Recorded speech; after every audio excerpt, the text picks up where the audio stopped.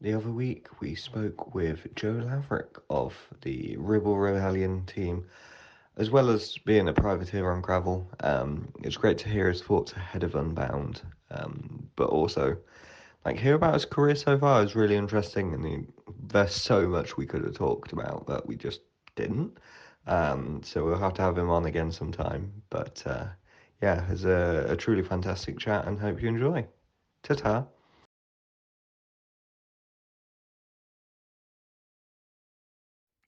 Hi, thank you so much for joining me. How are you doing?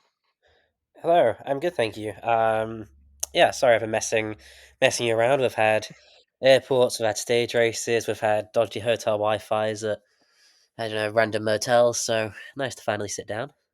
Yeah, I bet you've been on the go a lot this year already, and we will get into that in a bit. But yeah, how do you even get into cycling? Because I understand you're from, I like, well, I want to say local to me, but it's kind of not because you're Grimsby, which is like North Kesteven. I'm South Kesteven, so like opposite ends of the county, but we are both Lincolnshire, so it's kind of wild in a way. But how did you get into cycling?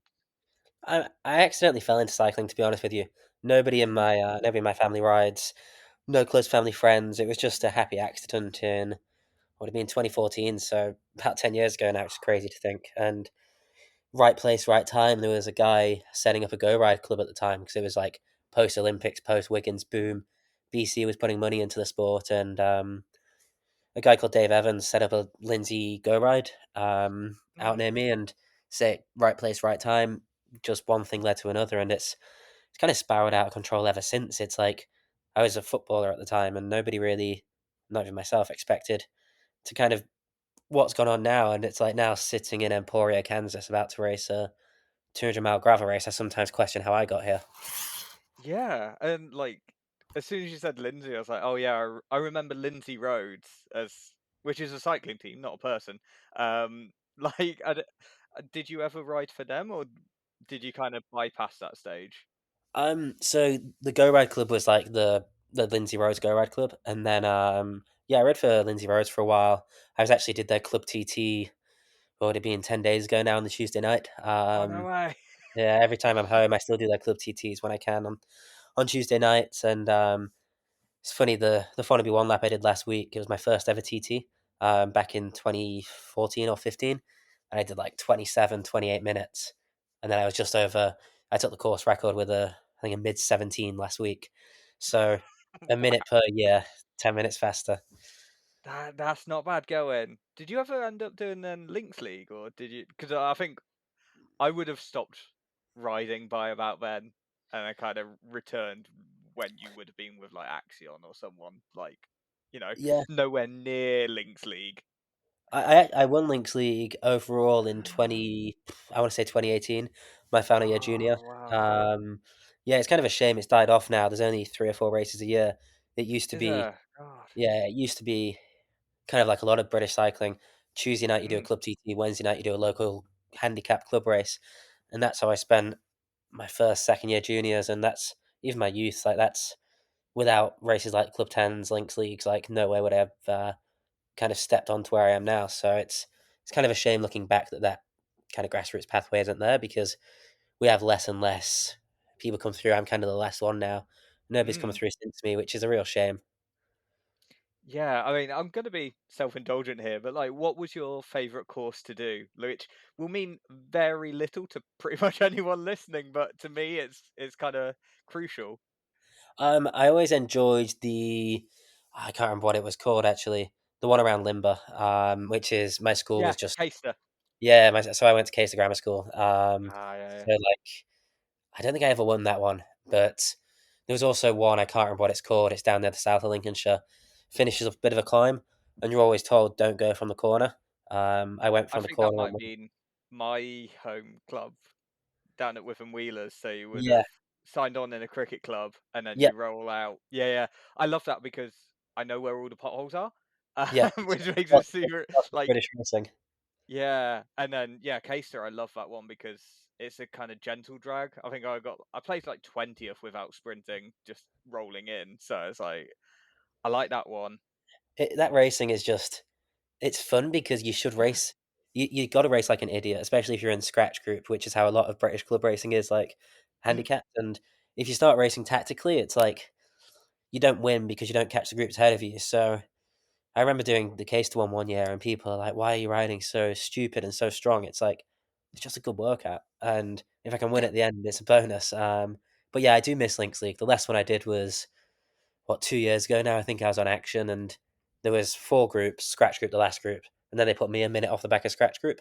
So yeah, it was like a handicap to the handicap, but they do happen to be fair, but not as much as they used to, and they have quite tight entry lists just because of local council rules and all that stupidity around the UK. But yeah, it's a shame. Yeah. Well, you've had quite well, it's a long way from Links League. You've done like Junior Tour of Wales. I was looking at. I was like, I think you got top 10. That's It's like, GC. Please don't say everyone else who's in the top 10 because I'm pretty much the only non-world tour rider in that top 10 uh, these days. but equally that shows like your just raw ability almost because you're able to be mixing it up with World Tour riders, and you know, everyone's got their own path to tread. And I think it's quite cool to look back in a way and go, oh yeah, all these names. True. But yeah. And also where I live now, like I'm still living in Girona, and I see a lot of those boys all the time. Like I bumped into Archie Ryan just a couple of months ago when I was back home, and he'd just come back from TDU, and I was just about Mm. to head off to the States for the first time this year, and we bumped into each other outside Federal, and he just goes, "Man, your calendar is so cool. Like I wish I could do that." And like you get to go to places and have fun. I'm like, Archie, you've just got back from Tour Down Under. You're riding for one of the world's best teams, one of the world's coolest teams. Your bank account's an awful lot healthier than mine. It's like you're living the dream. And I think the grass is always greener. Like what Yeah. I'm doing now is like running my own thing is super cool, but it's like I'm always quite straightforward and upfront that yes, the dream was to be a world tour rider, and that didn't happen. So that I think that will always be a part of me, but I wouldn't go back to the road now. Like okay, if a world tour team came into me, I would go back to the road, but I'm grateful I left the road world. Yeah, it's kind of, I guess everyone's living someone else's dream in a Exactly. way. Um, and yeah, like, because you had that, you had World Junior TT where you top 10 as well. Like, the winner was some unknown rider, apparently, like Remco something. I don't know. Yeah, Whatever happened and to him, eh? this Aussie called Luke Plepp came second as well. Like, yeah, clown. Nah, no idea. Um, but yeah, like, what was your journey like then from, like, I guess, like, how do you even get involved in some of these bigger races and, yeah, going to Worlds, Junior, TT, and then signing for Axiom? Like, how does that even come about? Because it's like it's a world away from anything I've ever experienced. I'm always intrigued at kind of the admin side almost. Yeah, so I did it a few different ways. So like my first year, quote unquote pro in U23s was with Madison Genesis. And I Mm, signed with them even before the Worlds result came around, and that was a few just kind of asking around. I'd had good results on the continent already as a junior, and Colin Sturgis called me up and was like, "We're going to offer you a contract." And at the time, I was having conversations with Canyon. Like I went to go see Tim Elverson in mm, uh, one of the stages of the Tour of Britain. I drove to their hotel, and it's like it's very easy to remember how much cycling's changed in the last 5 years. Like at the time, me going to Madison was big news because that's what you did. You was a good British pro. You go, oh sorry, good British junior. You go to a Conti team or you go to the GB Academy. You work up your ways, like kind of what Hugh Carthy did or someone like that. Like Devo teams didn't exist. So I did a year on Madison, and that folded. Um, kind of is what it is. Cycling teams folding all the time, and Madison, to be fair to them, put an awful lot of money into the scene over an awful lot of years. And I think it's easy to say, not easy to say, it's quite clear that Madison pulling out was kind of the beginning of the end, or JLT pulling out was the beginning of the end. Madison was mm. a show of the collapse, and it's never been the same since. Um, but I went looking for a ride elsewhere, and I was just emailing teams in France. Like I'd literally go onto the French Federation website, go onto the UCI website, find emails, and just send blind emails. And Chambéry, which is the As You Deserve Evo team, gave me a chance. I went out there for a trial, and they were interested. And another French team called Atoups, which is one of the top DM1 teams, Mm. they also offered me something at the time, and I chose Chambry kind of due to the As You Deserve link and the World Tour link. In hindsight, I should have gone for a Toops, but that's a whole different story. And then my year in France was COVID year. I mean, I've said a lot about France. Like, I didn't really enjoy my time out there. I'm Mm, thankful for the year. It was a really good opportunity, but we didn't gel. Like yeah. they were even within the French scene, they were known as they've actually collapsed now that team, but they were known as like quite a French team, quite a very much by the book. Like you do it our way or the highway, and their way was not the not the Joe way. It was quite old school. So we clashed, and to be fair to them, it's like they made me learn French, which I'm really grateful for. It was a really cool opportunity, but got to August and it was like, all right, it's time to leave. Like I'm not Yeah. happy here, and I came very very close to leaving the sport at that point. No way. There was yeah, like really close. I had a chance to go to a team which is now slipping my mind, but which is funny because it was such a big deal at the time. It looked like I was about to sign a contract with a team based somewhere in the Alps. Like, oh, God, how's it slipping my mind? Anyway, a big U23 team, Tyrol KTM. That's what they called. I Oh think that yeah, was it. yeah, And I was just about to drive to France for a trial, and it all got drive to Switzerland or wherever it was for the trial. Austria. It all got yeah. pulled last They're minute, Austrian. and I remember sitting at the small little table in my studio apartment in France and crying and calling my parents, saying that I'm done, like career's done. And I knew I didn't want to stay in Chambéry. Like I could have stayed in France, but I had my eyes set on this big team and kind of just collapsed overnight. And I action was luck, like genuinely pure luck, right time, right place again. So Alex Dowsett's kind of been my mentor the whole way through my junior years, and he called Axel and was like, "Have you got a spot? I've got this kid who good time trialist needs a good needs a chance. Is happy to do anything." And it was at the point where Action they were smaller than normal. They didn't have as big of a budget. They were just coming back from Pro Conti, and it was that period when they was like, "Oh, are we going to fold? Are we not going to fold?" Hmm. And Axel just took a risk on me. Like he had no reason to, other than Alex's word, a few results, and a few power tests. And Axel taking a risk on me was like, I mean, you can say it didn't work out because I didn't go world tour, but like it's probably the best thing that ever happened to my career. And I had a rough couple of years in Action. Like I broke my knee the first year and I had a really bad back injury the second year. But I'm not using that as an excuse. It's like my housemate in Girona, Riley Pickerel, he's broken a bone the last 2 years, the last 3 years, and he still went world tour out of it. So I'm very much a believer of if you're good enough, you're good enough. Like Mm. if I was good enough to be world tour, I'd have performed to a level, even if I was injured, to go pro. And I just was slightly off, a couple of percent off the mark, and it was in my U23 years. Yes, it was. Say it's easy to bring excuses with COVID and injuries, but it kind of is what it is. And yeah, one hell of a ride. Like I got to do some awesome things, but it's like, yeah, it was U23s are it's the best time of your life, but it's like the most toxic part of your life. You're all fighting for the same contracts, and you don't really realize how I can't think of the word how all in you are Mm. from a stress perspective until you leave because like there's only X amount of contracts per year. Um, Yeah. so looking back on U23, especially how it's changed now with Devo teams, like it's hell.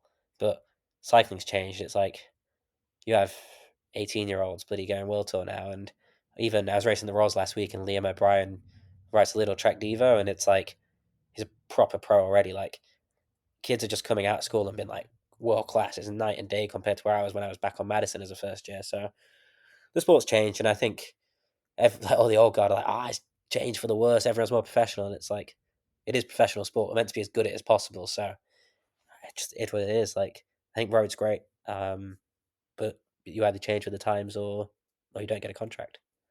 Yeah, I think it's kind of interesting because when I was certainly when I really got into cycling and watching back in like 2010, Richie Port had just come into the scene, and that was his first year, and he like complete unknown in the cycling world, but he was what I want to guess 27 at that time. Like, he was older than you are now, and like just turning pro kind of thing. It's wild that we've got like 18-year-olds ripping up the scene already, like Remco for an example where he just a complete freak of nature in a way, and I mean that in the nicest possible way to him. But like, eh, you've got these 18-year-olds just killing the scene straight away. It's like it's kind of yeah, it's insane. But I guess there is still space for other people to, I guess, late bloomers as well. I'm trying to go for is like yeah, it's a wild sort of scene nowadays.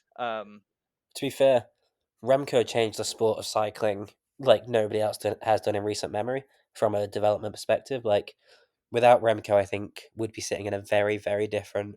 I think the sport would be completely different because Remco is proof that you can come through at 18 and you can go straight world tour and you can do it. Mm, And some guys have done it well, like Josh Tarling, like another freak of yeah. nature. Some guys haven't adapted as quickly. Like, even remember all the hype Quinn Simmons came up with. It's like he hasn't necessarily lived up. He's still one of the best cyclists in the world, but everyone thought he'd be a classics winner by like his second year U23. And would Quinn have benefited from a year in U23s? Maybe. Like, it's not my place to say. And Quinn's probably a bad example because he's very good, but I don't know. Even someone like Michael Leonard, he went straight pro. And then you look at that versus some other guys who are like Antonio Morgado, who rides for UAE. He was basically Mm, placed for a year on action to learn how to race his bike properly, and now he's straight onto UAE. And I personally think for 95% of guys who are in the world, like in the books to go straight world tour, they should do at least 6 months at U23 first, and then go up. Like, I think U23s is so underrated. Even just like spending time with boys your own age and not having uh the stress and the not stress, but like the responsibility and the expectation of going straight into a pro team. Like, it's almost like doing an internship first and then you go up. mm.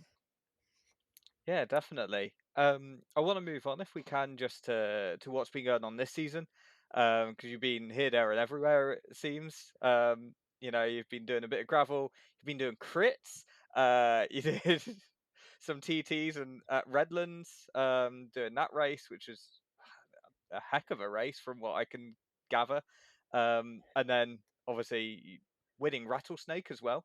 So I want to talk about that. So yeah, like how do you see your season to have gone?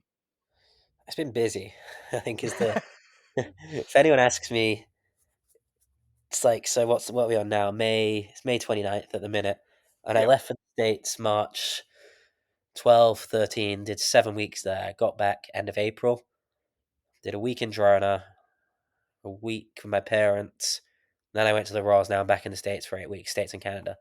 So I've only, in my own actual house, I've had a week since the start of March, and like I'm away now for the next 6, 7 weeks. So it's like, honestly, I've done too much this year. Like, it's been like an awesome calendar. Like, I visited I think 8 or 9 different states last time I was over in the US from March. As you say, like done everything. Did the Mid South, which is the best race you've never heard on Mid South Gravel. It's like the opening weekend of gravel here in the US. Um, One Rattlesnake in Texas, which was a whole experience of racing there, staying in an RV, living the gravel experience. Then it's like, where to go after that? Went up to Boulder for an altitude camp, then was over to PWR Utah, and I learnt that I can't match the mountain bikers on the single track, and then meeting up with the Rebellion boys in Redlands, podium in GC of probably America's biggest stage race. Can argue Gila, but I'd say Redlands is more important.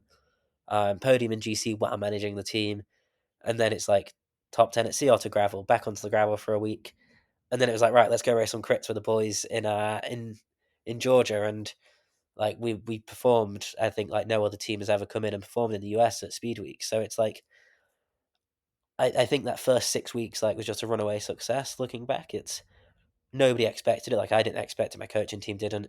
Ribble didn't expect it. Like, it was one of those like, oh, finally Joe's performed how we all know. Like 4 years ago, this is how we expected him to perform. Like, his Mm, potential's finally been realized. And I mean, it was great. It was honestly probably the best part of my, if I'm going to call it a career, best part of my career.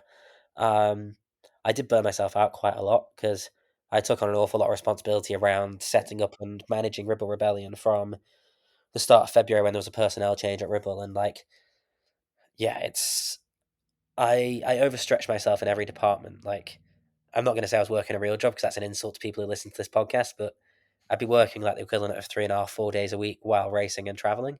And it's mm, just unsustainable to race at the top level, travel to a new state every week, and hold down a proper job. And like, my head just felt like it was going to explode.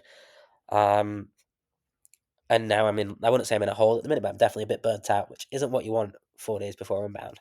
But it's the start of the season excited me to the degree is like I know the level I can be at. And it's just the rest of this year will be what it'll be. Like, I've got commitments and I've got plans like in place, set in stone, which can't change. But I've taken so many lessons from this first 6, 7 weeks of what the calendar needs to look like next year, and I'm so excited. Like, I know I can perform at the top. It's like even the centre of ITT, or we did a mass start uphill prologue, and Peter Vakoch, who's obviously ex-World Tour rider, one of the best Mm. gravel pros in the world.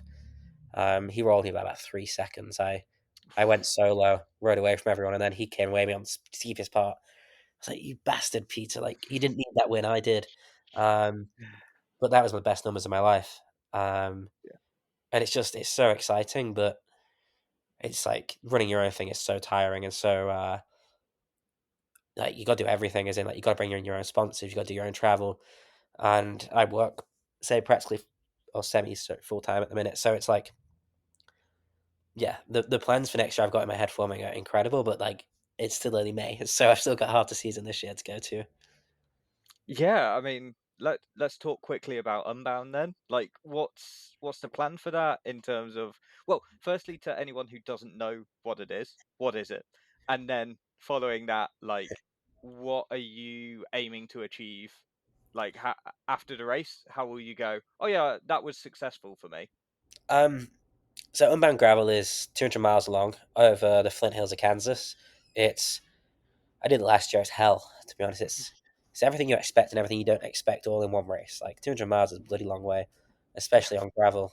And the course goes north this year, which is characterized by like tire slashing hills, and it's it's really bloody hot here as well. We're about to go for a ride after this, and it's like I don't know 30 odd degrees, and you have 4 seasons in a day. Everything the Flint Hills throw at you, it's one of those races you've got to do to appreciate.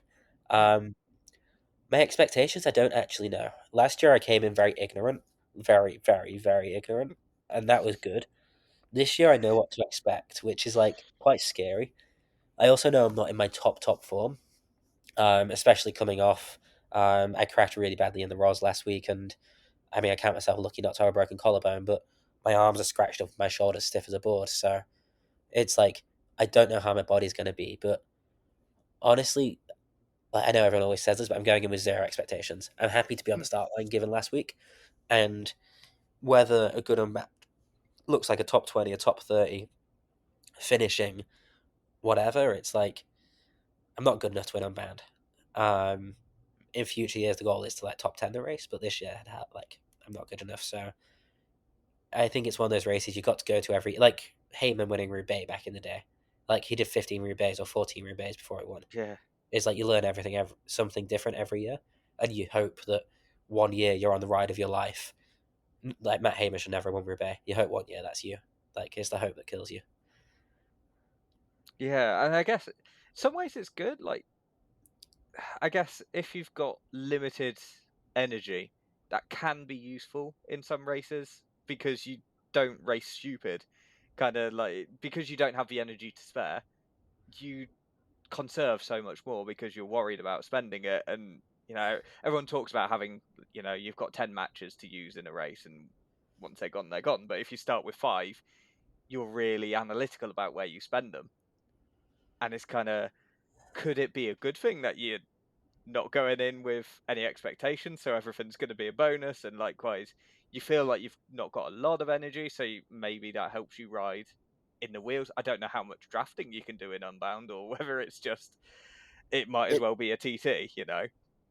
thing is with Unbound, it's like nobody ever attacks. It's a race off the back, if that makes sense. It's like Mm, the group just gets smaller and smaller and smaller, and you hope you get far enough in. And like I haven't even begun to mention the mud yet. Like we're due to get an absolute bucket load of rain in the next 2 days, and if last year's course is anything like this year's, like oh sorry, this year's anything like last year's, like I walked for like 3 or 4K. There was that much mud you couldn't ride through it. So it's oh, like you don't know what to expect, and it's like honestly, Unbound's the one race a year I'd actually say having less matches is a bad thing because it is like 10, 11 hours. yeah. But equally, it's like it's 10 or 11 hours and it's the biggest gravel race in the world. It's like you've got to go to it, and you haven't got to be good at it, but you've got to perform at it, and it just excites me. Like, it's the only long race I do all year. Like, maybe the next longest is 6-7 hours, so mentally it brings into a whole different challenge and equipment, and like not puncturing is an achievement at Unbound. So Mm. yeah, there's so many things which I just want a good, clean, safe day. If I have that wherever I finish, honestly, by the time you cross the line, some bloody 12 hours into the race, 11 hours into the race, you're just happy to cross the line, and your finish position is the last thing on your mind. Yeah. So yeah, you just want like a cold hard beer at the end. So I think whatever happens, win, lose, DNF, 100th place, 1000th place, like there's going to be a bucket load of stories from it, and it's like, yeah, it's my last one before my mid-season break as well. So it's kind of everything on the table, and where that puts me is where that puts me. Yeah. So Unbound this weekend, mid-season break after. What's the rest of your season looking like after the break? So I head straight to Boulder after this, just for a bit of a break. Then I head across to Toronto to do a Gravel World Series.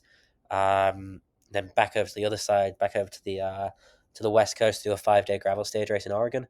Then it's back to racing crits at the start of July with Gastown, which is the world's only UCI crit, and then that's in Vancouver, downtown Vancouver. Then it's over to Intelligentsia for 5 days of crits. And then it's back to Europe, and I don't really know how the end of my season looks at the minute. Like, I mean, I've made no secret that my big season targets were like March, April. So by the time I get to July, August, it's like I don't really know what to target. I'll dust the old TT bike off and give National 10 another crack, give National 25 a crack. But yeah, I've not got any major targets at the end of the year. So You're it's not going to going be. for Gravel Worlds? Like, I'm not good enough. Like, no? it's a Leuven. The course is around Leuven. It's a roadies course, I think. But so many World Tour boys turn up. Will I go to Gravel Worlds? Maybe. Like, it's quite funny. Like, everyone gets really excited by it. It's the one race a year which I don't get excited by. And I don't Fair know enough. why that is. Not because I'm against the UCI or anything. I think it's a great race, but for me personally, it doesn't excite me that much. So Gravel Nationals is a big one, King's Cup, but Hmm. yeah, at the end of the year, I need to have a good sit down. Probably after I get back from this block, take stock of how tired I am, how the budget is. Like, that's a whole other conversation, and Yeah. then decide from there where I spend the rest of my where I spend a dwindling bank account. Wow. And where can people keep up with all these things that you're doing in terms of social media and the like? I should say my Substack, but that gets less and less updated the more and more I race and the more I travel. Um, but pretty much Instagram, Joe Laverick is my main protocol, and then I'd say I do write a fair bit on my Substack, but they are fewer than I'd like them to be. But yeah, Instagram for anything day to day, Twitter for anything unhinged. But yeah, you can always count on me for an opinion on something. Yeah. Nice. Well, thank you so much for your time. I wish you all the best at Unbound. Obviously, this is probably going to go out afterwards, so um, your preview, we'll see how, you know, listeners will see how well it lines up with actually actual events. But I hope it goes well for you, and we'll have to speak again somewhere down the line. Thank you very much. Yeah, if you see this and I've won Unbound, like, fair dues to me. This is really good, like previous Joe talking to the future, but that's not Yeah, going to happen. So check my result and just and yeah, pour one out for me. nice. Thank